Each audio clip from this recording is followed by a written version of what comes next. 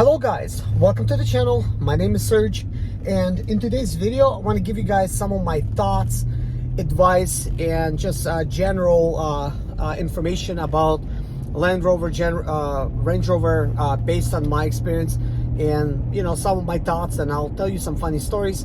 But basically I just experienced an issue where my shifter was not shifting, and we solved that issue in the last video right in the parking lot of Walmart. So now I'm leaving that Walmart, and I want to just talk about a little bit about the ownership so far, how I experienced it as a second-hand owner. And being a mechanic, it will surprise you my approach to this vehicle. But keep in mind, I love to save money and I love to save people money. So some of the things that I'm doing, do not copy my ways of doing things, because this can potentially lead your Range Rover to break down a lot sooner. But the reason I'm doing those things is to firstly experiment and figure out like what is these things really capable of, because from secondhand owners, these Range Rovers end up failing and they get a bad rep.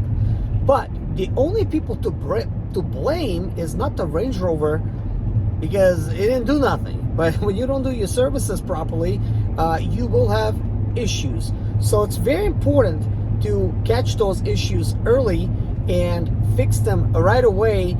Do not skip out on that type of maintenance, because then it's going to cost you big time. But maybe if you watch my videos, it's going to cost you very little, because I could show you how to fix it easily. But not if you blow up your engine. Obviously at that point you're going to need another engine. So oil changes are important, and as I will mention in this video, I have not changed oil in this Range Rover for 12,000 miles, but I am getting ready to change the oil, and when I do, I'll make a video of me changing oil. So please do not think just because there's certain things I am not doing, it is an appropriate way of doing it, as I will mention more in this video. Enjoy. When driving a Range Rover, I mean, I haven't experienced like much issues yet, except, yeah, I guess I did. Like, I guess I look at things in a positive way too much. But since owning it, the only real problems that I had was some minor electrical issues, like my navigation screen would not come on, it would go off. My electrical seat does not work, but it's been adjusted by the previous owner, like to the perfect, sitting position for me. So that has not bothered me. So that's like the only like two things that's like really going on. And then this transmission thing happens. And of course the overheating issue I fixed, and you guys seen that. I really enjoy driving this Range Rover. I love it. My wife loves it. But I will continue owning it. I will continue fixing the problems that will become wrong with it. So if you do have a Land Rover, Range Rover, Jaguar, because it's all going to be kind of like very similar, even like a ZF transmission type of vehicle, kind of like a BMW or anything else that has a ZF transmission, because that's what this one has. I also got an X5 that I will own as well. I'm not going to get rid of it. But if you do have one of those vehicles, consider subscribing, because there's a very good chance I'm going to have the same issues that you will, and we could figure it out together. But more like I will figure it out, post a video, and then you could do, hopefully it helps you with what I did. So if I can tell you any advice when owning any car, there's going to be a couple advices. First, always have a scan tool with you.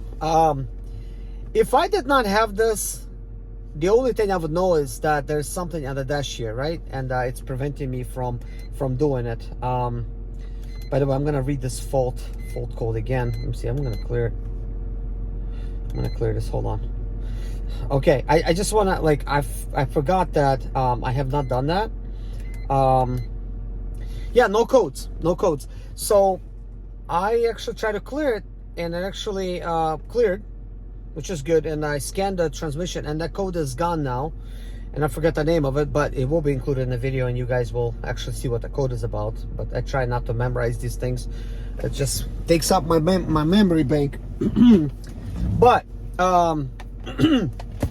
One thing to note, that yes, this code did pop up, and no, I did not need to clear it in order for me to shift it into gear. So that if you have this issue, you could actually sort of get rid of it without having the need to actually delete the code. I just happened to delete it because, yeah, problem's gone. But apparently when I actually removed the shifter and done all that, it got scared, you know, and it decided to work, and now it's working. And I just basically deleted the code for the heck of it because I have the computer plugged in. Might as well, right? But anyways, very important to have some kind of scan tool, something that is going to delete the transmission codes.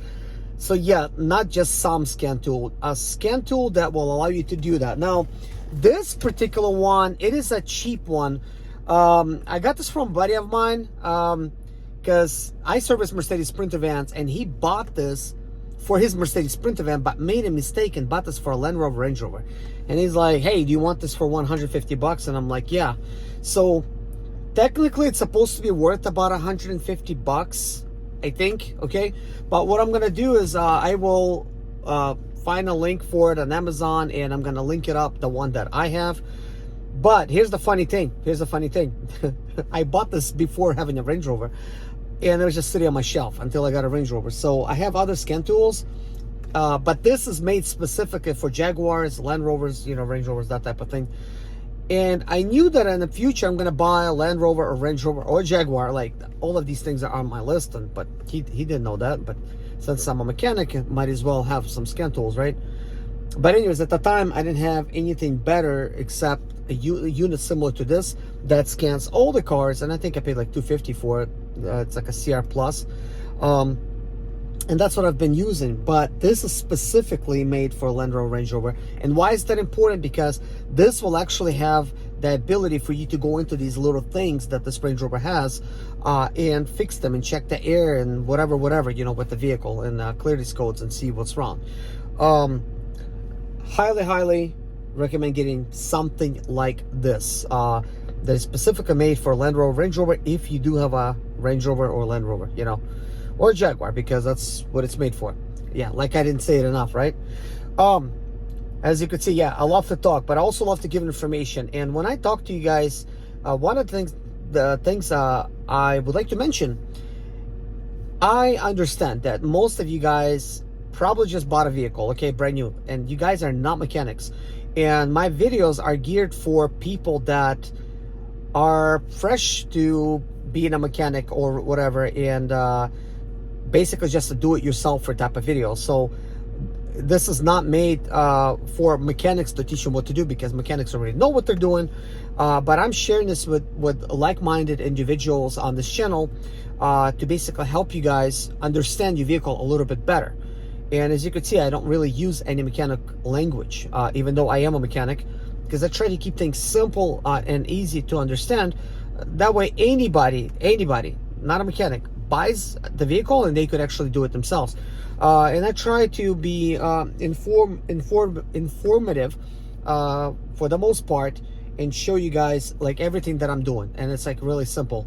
Now, things could be done better, obviously, at the dealer, but this same problem right now, if I would have wow, I'm alarmed, my transmission not shifting, this could have cost me at the very minimal a tow, okay?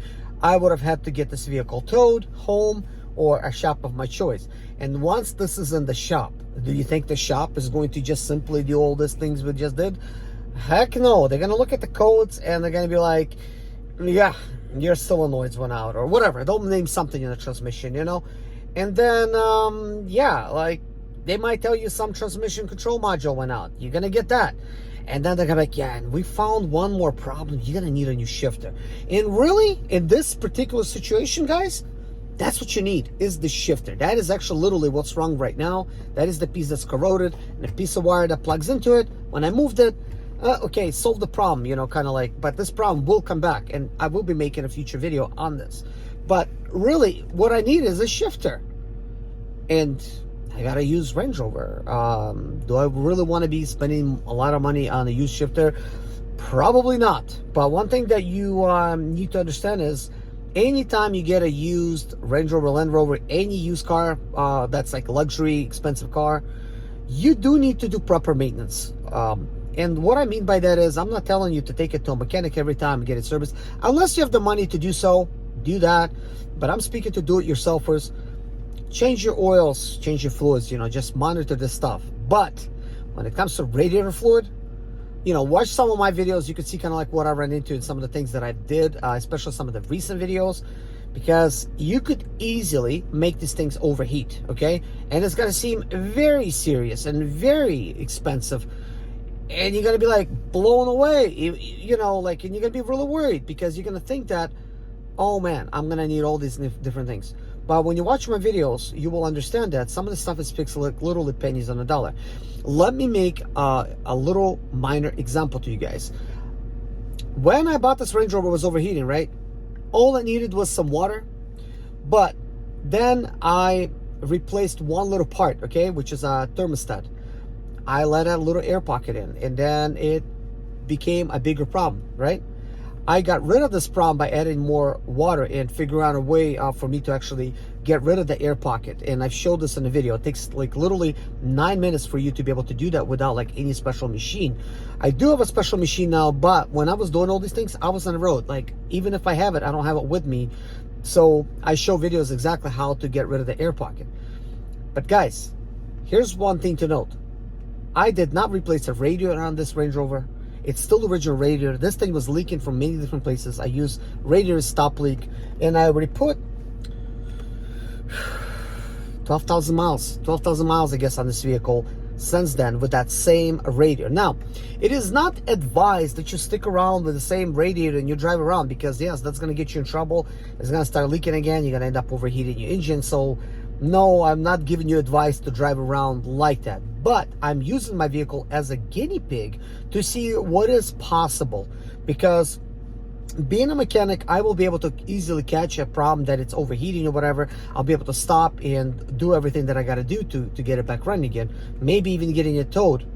But I did get a brand new radiator for this vehicle. And I did get a brand new thermostat and a water pump. But I did not use none of those things. I bought them, didn't use them. I just put them on the shelf. Because as you know, I like to experiment with stuff and share ideas and share with you guys kind of like what I'm doing. So at this point, I haven't done it. I have a lot of other things that I'm working on. And hey, if it ain't broke, don't fix it, right? So I'm not fixing that. And with me telling you guys that you got to do proper maintenance and everything, and the second owners of these Range Rovers, Land Rovers is the problem. It is so true, and that's starting with me. Guess what? Do you think I've changed oil on it since I got it? I did not. I did not change the oil. And some of you guys in the comment section are going to be probably going crazy. You need to change the oil because you're going to wear out the, like the crankshaft bearings and whatnot. Yeah, that can happen. But also, I don't care, I like to experiment on stuff, and I like to see what will happen. But now, if you're somebody that's not mechanically inclined and you don't want to experiment on your vehicle, please change oil. But I do think that people get these cars and they try to see how much juice they could squeeze out of it. And trust me, I'm no different. I'm trying to see, I just avoided 3 oil changes, Sure, I probably saved $450 bucks. And that's doing it myself, and that's just getting, proper oil, synthetic, proper, filter and stuff for the oil, and doing it myself. So yes, I did save money. That being noted, like, I did pick up this vehicle for $2,500. Like, this is at the auction price, right? I bought $3,000 now.